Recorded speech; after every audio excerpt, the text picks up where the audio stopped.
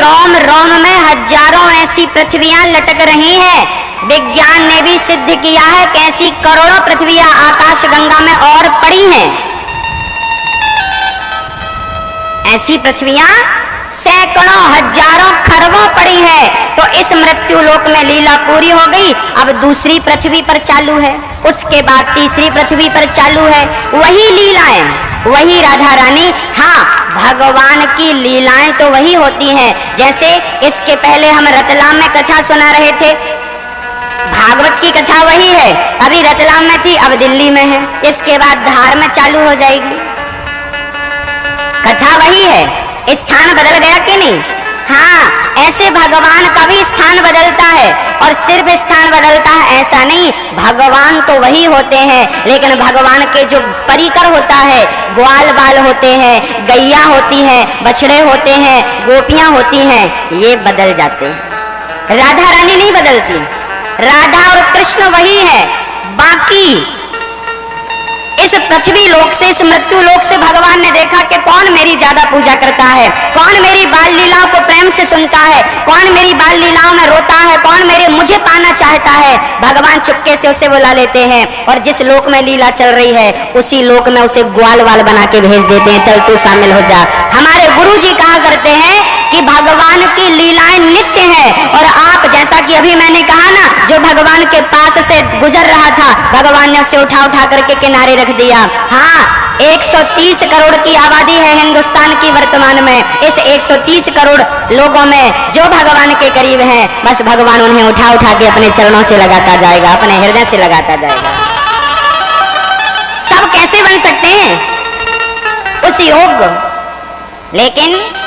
लेकिन प्रयासरत रहिएगा, कृष्ण से नाता जोड़कर रखिएगा। कभी कभी ना हमारा विश्वास डगमगाने लगता है, हमारा विश्वास कमजोर पड़ जाता है। ये भगवान आपकी परीक्षा लेते हैं कि आप कितना विश्वास करते हैं मुझ पर। ऐसा तो नहीं कि आपका विश्वास विषम परिस्थितियों में डगमगाने लगे, कमजोर पड़ने लगे। हाँ, क्योंकि दीपक की परीक्षा तो तब होती है जब हवा चले। ये कितना मजबूत है। हाँ, विषम परिस्थितियों में ही परीक्षा होती है हमारे प्रेम की, हमारे विश्वास की, हमारे समर्पण की, हमारी श्रद्धा की। परीक्षा कब होगी? जब हमारे जीवन में विषम परिस्थितियां आएंगी। इसलिए विषम परिस्थितियां आती हैं, इसलिए नहीं आती कि हम कोई कष्ट आए ना, बल्कि विषम परिस्थितियां देकर भगवान देखते हैं कि हम कितने कच्चे और कितने पक्के हैं। कच्चे हैं तो पक्का बनाते हैं। तो भगवान की नित्य लीलाओं में शामिल होना है तो प्रेम से भगवान श्री कृष्ण को अपने हृदय में बिठाइएगा, नित्य उन्हीं में रमिएगा। जमाने की कोई परवाह ना हो, बस श्याम सुंदर श्याम श्याम श्याम। हमें तो काम है, हमें तो काम ईश्वर से। जगत रूठे तो रूठन दे।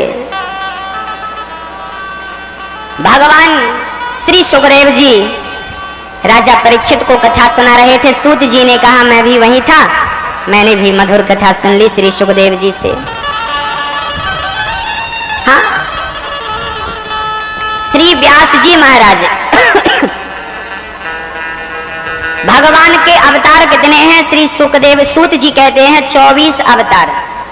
भगवान ने 24 अवतार धारण किए। नारायण, नारद, हरि, कपिल देव, श्री राम, हंस, हयग्रीव, मोहिनी, दत्तात्रेय, सुखधाम, नरसिंह, वामन, व्यास जी, ऋषभ देव, कौमार, यज्ञ पुरुष, धनवंतरी, बुद्ध, कल की अवतार, पृथु राजा, 12 पुनि, कृष्ण चंद्र भगवान, परशुराम, मत्स्य, कमठ, पद्म, पुराण, प्रमाण। ये 24 अवतार हैं। एक दिन व्यास जी महाराज उदास थे, उदास बैठे थे। व्यास जी को उदास देखकर श्री नारद जी को रहा ना गया। 17 पुराण लिख दिए, व्यास जी महाराज पर शांति नहीं मिली। शांति कब मिलती है जानते हो भक्तों? कहते हैं जब हृदय में भगवान आ जाए, जब हृदय में श्याम सुंदर का प्राकट्य हो जाए, तब हमें अपार शांति का अनुभव होता है। शांति ही शांति है।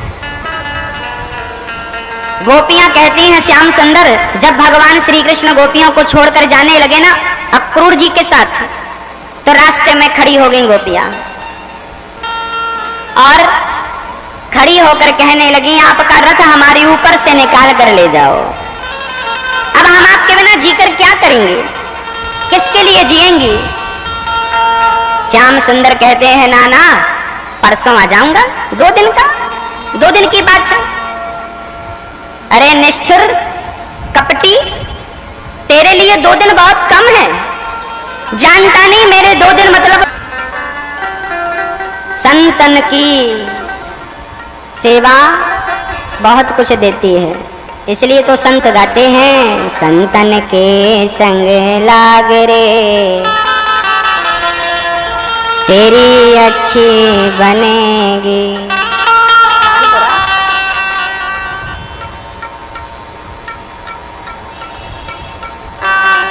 संतों की संगति हमें बहुत कुछ देती है। नारद जी कहते हैं, हमने संतों की सेवा करी, बड़े सुखी हो गए। पिछले जन्म में मेरी माँ घर घर काम करती थी, बड़ी गरीबी थी, विषम परिस्थितियां थी, पर मैंने संतों की बड़ी अच्छी सेवा करी। एक बात तो निश्चित है भक्तों के, आज हमें जो भी मिला है संतों की सेवा से ही मिला है। मैं अपनी बात कर रहा हूं। जिसने जीवन में संतों की सेवा करी है, भगवान से अनुराग किया है, वो आज सुखी है। उसकी छत्र छाया में है ना। नारद जी ने पूरी आप बीती सुनाई, व्यास जी ने 17 पुराण के पश्चात भागवत की रचना करी और भागवत की रचना हुई, अपार शांति का अनुभव मिला। अच्छा, व्यास जी ने भागवत की शुरुआत, शुभारंभ कहां से किया? व्यास जी ने भागवत की रचना करी है महाभारत के युद्ध से। महाभारत में 99 कौरव मारे गए, एक दुर्योधन बचा था, वो भी तड़प रहा था। भीम भैया ने ऐसा प्रहार किया गदा का जंघा पर। अच्छा, भीम भैया ने जंघा पर ही प्रहार क्यों किया, जंघा ही क्यों तोड़ी? क्योंकि भीम भैया ने जब भरी सभा में दुर्योधन ने कहा, द्रौपदी से, द्रौपदी आ मेरी जंघा पर आकर बैठ जा, तब मन में प्रतिज्ञा कर ली थी भीम भैया ने कि मेरे भाई मेरी पत्नी को अपनी गोद में बिठाना चाहता है, अपनी जांघ पर बिठाना चाहता है। वो दिन दूर नहीं जब मैं अपने गदा से तेरी इन दोनों जंघा को तोड़ दूंगा। इसलिए गदा से भीम भैया ने जंघा तोड़ डाली। दुर्योधन मर रहा था। उसी समय अश्वत्थामा आ गया, गुरु द्रोणाचार्य का पुत्र। मित्र, क्या मैं वैद्य को बुलाकर आपका उपचार कराऊं? दुर्योधन बोला, मेरा एक ही इलाज है, मैं पांडवों को मरा हुआ देखना चाहता हूं। यदि मैंने उन्हें मरा हुआ देख लिया तो मैं सुखी हो जाऊंगा। कुछ लोग होते हैं जो मरते मरते दूसरों को दुखी करना चाहते हैं, दुख देखकर लोगों को सुख मिलता है, ऐसे लोग भी पाए जाते हैं। श्री दुर्योधन बोला, मित्र मुझे पांडवों की जान चाहिए, आप उन्हें मार डालो, मैं सुखी हो जाऊंगा। चल पड़े अश्वत्थामा पांडवों को मारने के लिए। शायद भूल गए अश्वत्थामा के जिस परमात्मा ने रक्षा करने की भूमिका निभा रखी है पांडवों को, उन्हें तुम क्या मारोगे? आपके बाण से मरना होता तो पहले ही मर जाते। महाभारत के युद्ध में बड़े बड़े महारथी थे, बड़े बड़े दिग्गज थे, पर कौन मार सकता है? महाभारत का युद्ध हमें कुछ सिखाता है।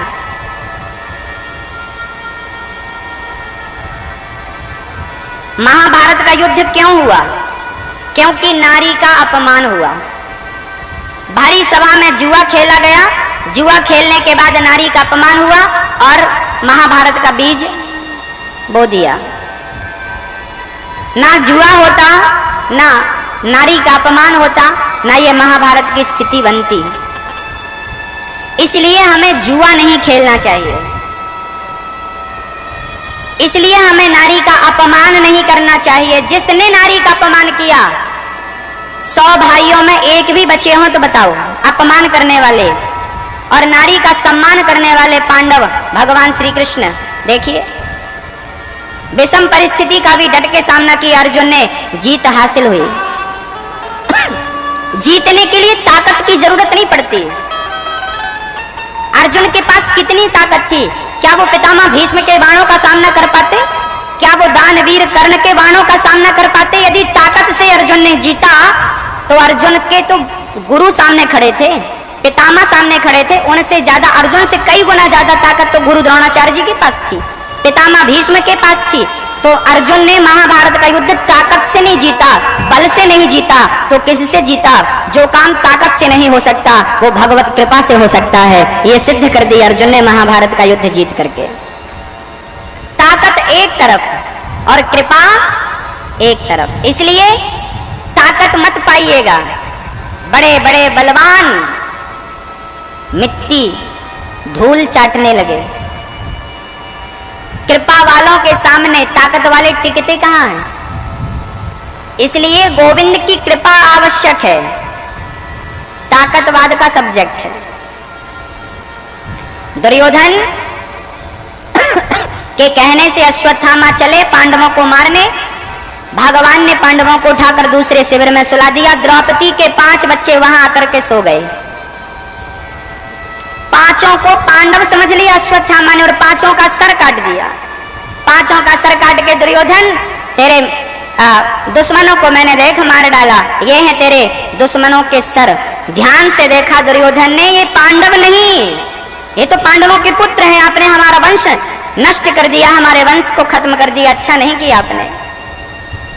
उसी समय दुर्योधन पहले प्रसन्नता हुई कि पांडव मर गए, बाद में दुख हुआ कि पांडव नहीं, ये तो पुत्र हैं। सुख और फिर दुख की संधि में दुर्योधन की मृत्यु हो गई।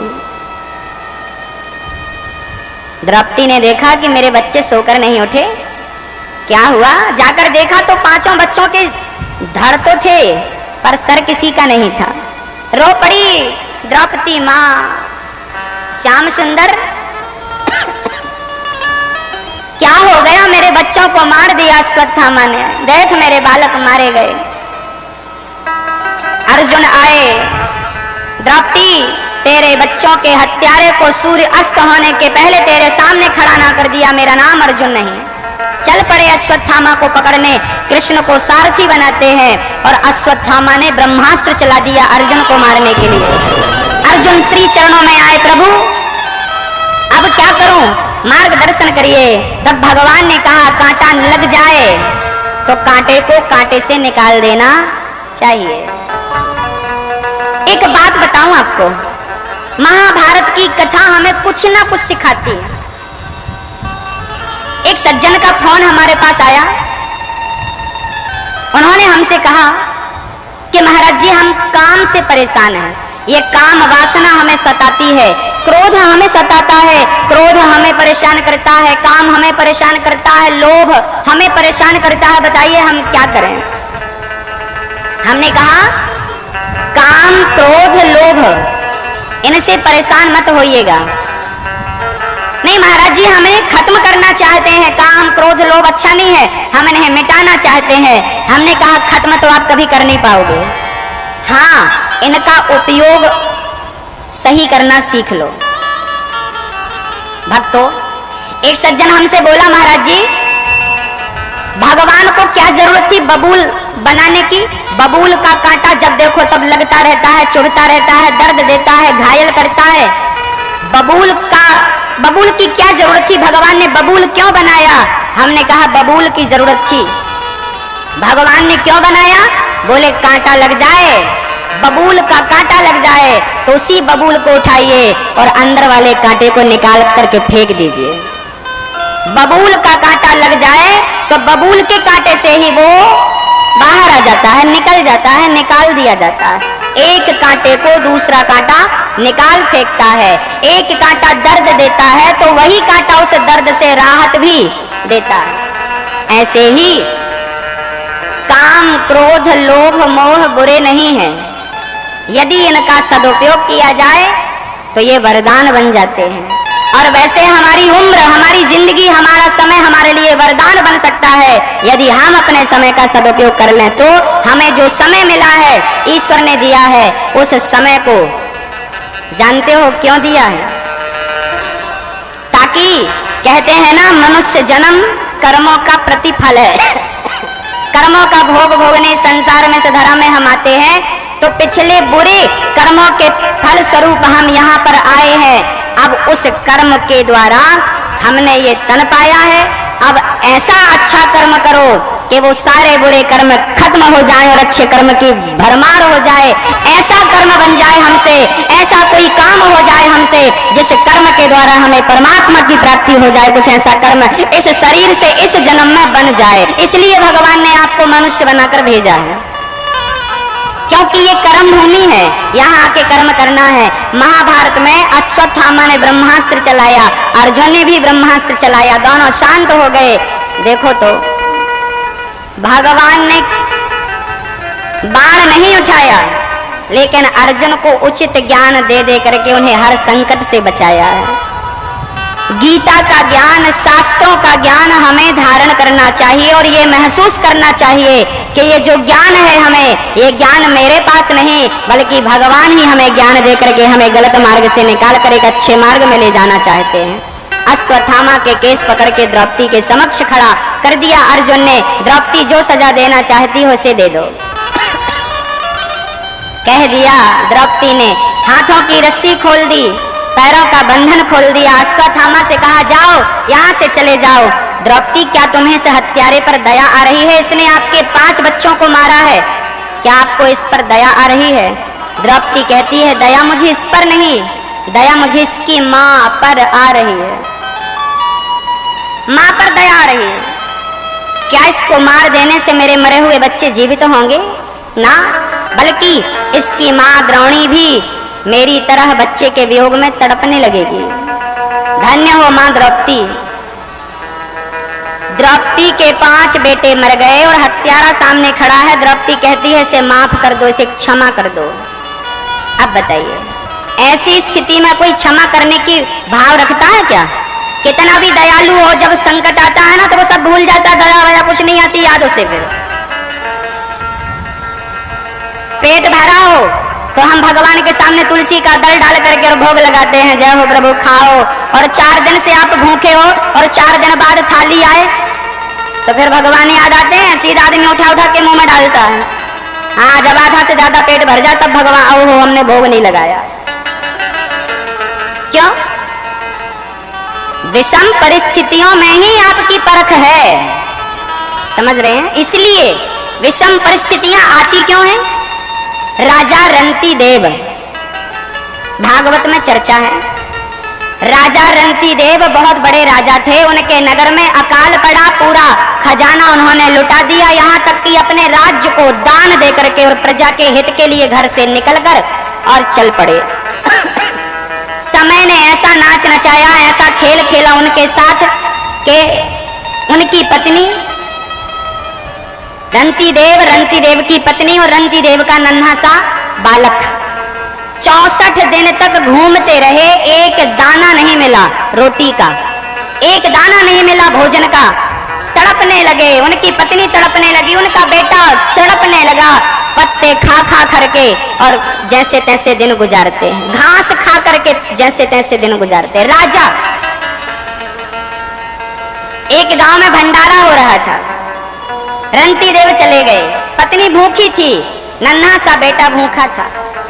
लाइन में खड़े हो गए, नंबर आया तो खीर मिली और थोड़ी सी पूड़ी मिल गई।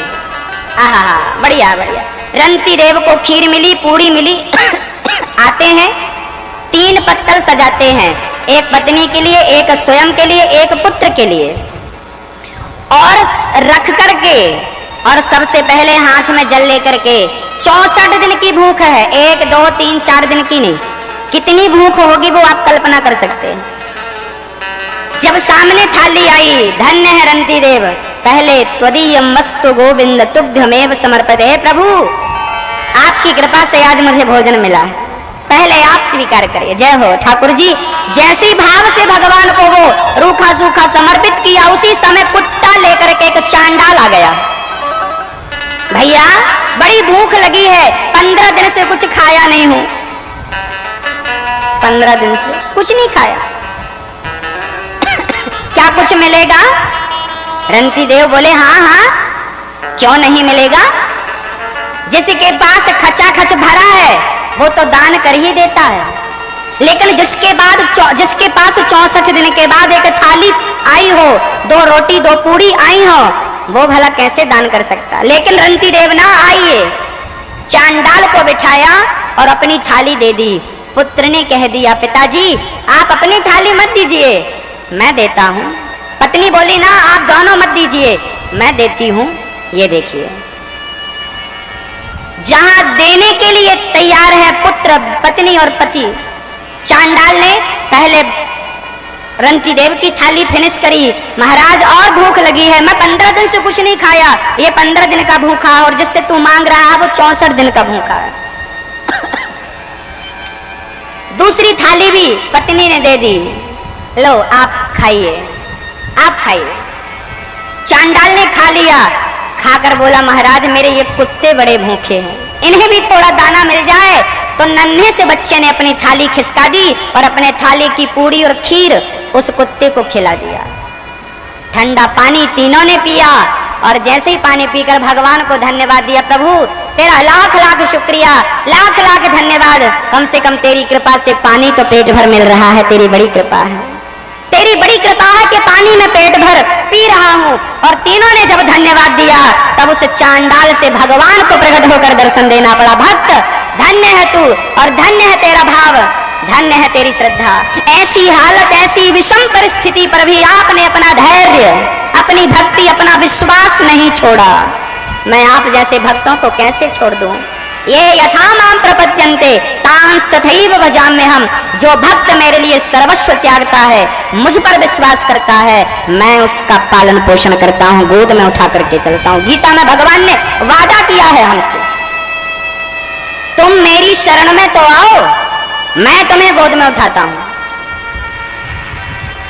ये दारागार पुत्राप्तान प्राणान वित्तमेवं परम हित्वा माम शरणम याता कथम तांस्त्यक्तुम तुमुत्सहे। जिसने मेरे लिए, भगवान कह रहे हैं, जिसने मेरे लिए अपनी पत्नी को छोड़ा हो, अपने परिवार को छोड़ा हो, अपने सुख को, अपनी वैभव को छोड़ा हो, ऐसे भक्त को मैं कैसे छोड़ सकता हूं। एक भक्त था, नाम था सदन कसाई, मांस बेचता था, सालिग्राम भगवान रखता था, सालिग्राम भगवान तराजू में रखता था, कहता था, हे प्रभु 1 किलो का तौल तौलना है, 1 किलो के हो जाओ। भगवान 1 किलो के हो जाते, आधा किलो का तौल तौलना है तो आधा किलो के हो जाते। ऐसे सदन कसाई सालिग्राम भगवान को रखते हैं। एक बाबा जी की नजर पड़ी है तो सालिग्राम भगवान से मांस तौल रहे, नरक जाएगा, डराया धमकाया, बाबा जी लेकर के चले गए सालिग्राम भगवान। रात्रि को बढ़िया दूध से, दही से, पंचामृत से स्नान कराया सालिग्राम भगवान को। और बाबा जी जब सोए तो सपने में भगवान ने कहा, सुनो और तो सब ठीक है पर तुम झूला नहीं झुला रहे हो। वो तराजू में रख के बढ़िया झूला झुलाता था, जरा आप हमें उसी के पास छोड़ के आना। बाबा जी सवेरे गए, भैया तेरे भगवान तू संभाल। सदन कसाई उस सालिग्राम भगवान की पूजा करने लगा, अर्चना करने लगा। एक दिन सपना आता है कि तू सालिग्राम भगवान को नदी में फेंक दे, नहीं तो तेरी पत्नी मर जाएगी। काटना। पत्नी बोली, नहीं मैं काटूंगी। तलवार निकाला और अपने पति का सर काट दिया और कह दिया, देख अब कोई खतरा नहीं है, तेरे मेरे बीच में कोई नहीं है, आजा तू मेरे साथ हो जा, मेरा अपना बन जा। हाँ मैं तेरे से शादी कर लेती हूँ। अजामिल वो सदन नहीं माना, और जब नहीं माना तो इसने त्रिया चरित्र चालू किया, चिल्लाया, बचाओ इसने मेरे पति को मार दिया। बात राजा तक चली गई। इसने कहा, महाराज इसने तलवार से मेरे पति का सर काट दिया और मुझे छेड़ा। सदन को राजा ने सजा दी, इसके दोनों हाथ काट लिए जाएं। लो भैया, दोनों हाथ काट लिए सदन के और छोड़ दिया। सदन चल पड़ा जगन्नाथ भगवान की ओर। हे जगन्नाथ, हे जगन्नाथ, हे श्याम सुंदर, हे जगन्नाथ। चलता चलता जब मंदिर के समीप पहुंचा तो जगन्नाथ भगवान ने पुजारियों से कहा, मेरा भक्त आ रहा है, उसके दोनों हाथ नहीं है, उसे जरा पालकी में बिठाओ और मेरे मंदिर लेकर आओ। पुजारी घबरा गए, ऐसा कौन सा भक्त है कि भगवान आदेश दे रहे हैं। पुजारी गए, भक्त को पालकी पर बिठाया और जैसे ही भगवान के पास सदन पहुंचे ठाकुर जी से नजर मिली और जैसे ही नजर मिली सब भूल चुके थे। उन्होंने हाथ जोड़ना चाहा और हाथ जोड़कर जैसे ही नमस्कार करना चाहा, उनके कटे हुए हाथ भगवान ने उन्हें वापस कर दिए ज्यों की त्यों। उनके हाथ हो गए। उन्होंने चरणों में दंडवत किया और सदन ने खड़े होकर एक प्रश्न किया, प्रभु जब हाथ वापस करने ही थे तो कटवाए क्यों? आपकी मर्जी के बिना पत्ता नहीं हिलता। हाथ कटे तो आपकी मर्जी तो रही होगी। अभी आपने वापस कर दिया, मेरे हाथ ज्यों की त्यों हो गए। क्यों ऐसा क्यों किया? भगवान कहने लगे, सदन तेरी भक्ति से मैं बहुत प्रसन्न हूं। तूने पत्नी को छोड़ दिया, पुत्र को छोड़ दिया, धन को छोड़ दिया, लेकिन तूने मुझे नहीं छोड़ा। देखा क्या?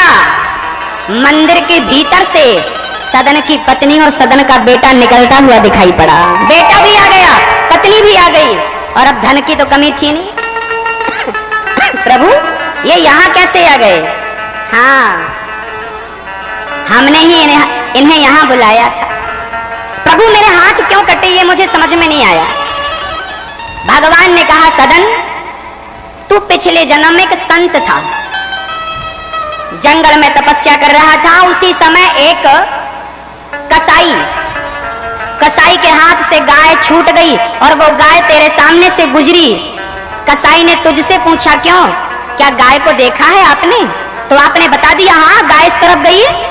सही पता बताया। कसाई गया और कसाई ने गाय को पकड़ा और गाय का सर काट दिया। वो कसाई और वो गाय थी ना, वो गाय इस जन्म में वही स्त्री बनकर आई जिसने तुझसे कहा था मेरे से शादी कर ले। ये पिछले जन्म में वो गाय थी और वो कसाई उसका पति था।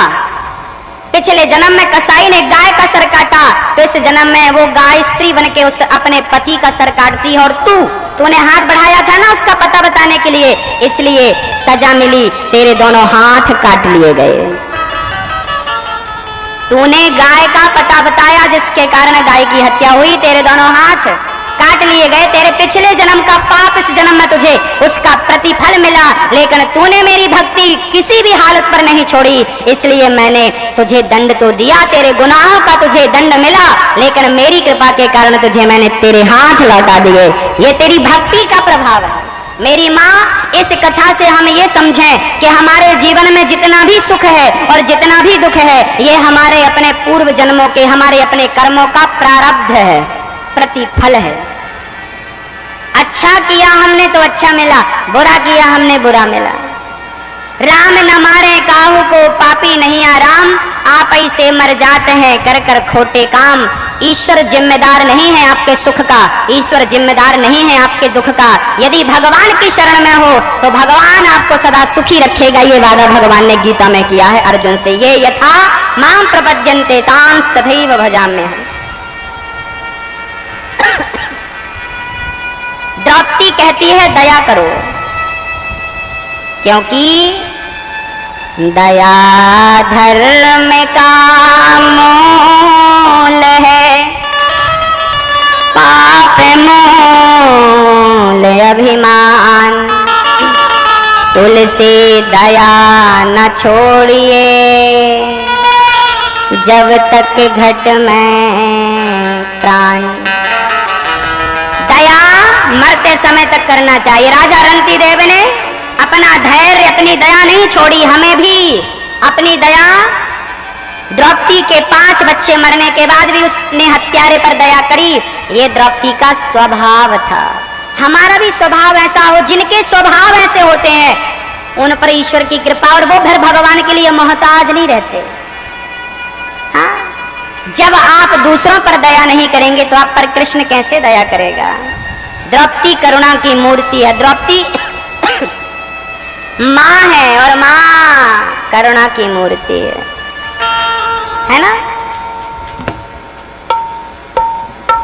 माँ द्रौपदी एक माँ है। अभी नवरात्रि आ रही है, गली गली माँ के दर्शन होंगे। और वैसे आप भी तो माँ हो, तो आपके अंदर भी दया है कि नहीं? दया है? क्षमा करती हो कि नहीं मेरी माँ? क्षमा, दया धर्म का मूल है। क्षमा बड़न को चाहिए, छोटन को उत्पात। का हरि को घट गयो जो भृगु मारी लात। एक बार भगवान नारायण को भृगु जी ने लात मार दी कस के। छाती पर। इसलिए लड्डू गोपाल जी की छाती पर देखना आज भी एक पांव का निशान होता है। यहाँ पर भगवान मंदिर में जितने भी विग्रह हैं, ठाकुर जी बैठे, सबके छाती पर एक लात का निशान जरूर होगा, पंजे का निशान जरूर होगा। ये कौन है? बोले भृगु जी ने लात मारा तो भगवान के यहाँ पर वो निशान बन गया। क्यों मारा? बोले भृगु जी ने लात मार के देखा तो तुम कैसे भगवान हो? लात मारी तो भगवान कैसे थे? बोले भृगु जी के चरण पकड़ के सहलाने लगे। भृगु जी मेरी छाती बड़ी कठोर थी, आपके चरण बड़े कोमल हैं, कहीं आपके चरणों में चोट तो नहीं लग गई? ये भाव भगवान का देखा, भृगु जी ने चरणों में गिर पड़े। प्रभु पहले पूजनीय आप हैं, पहले ब्रह्मा की पूजा करें कि शिव की पूजा करें कि नारायण की पूजा करें, ये डिसाइड नहीं हो पा रहा था। तब भृगु जी ने लात मार के डिसाइड किया कि पहले पूजनीय भगवान है। इसलिए भगवान को कहा है त्वमेव माता च पिता त्वमेव त्वमेव बन्धुश्च सखा त्वमेव।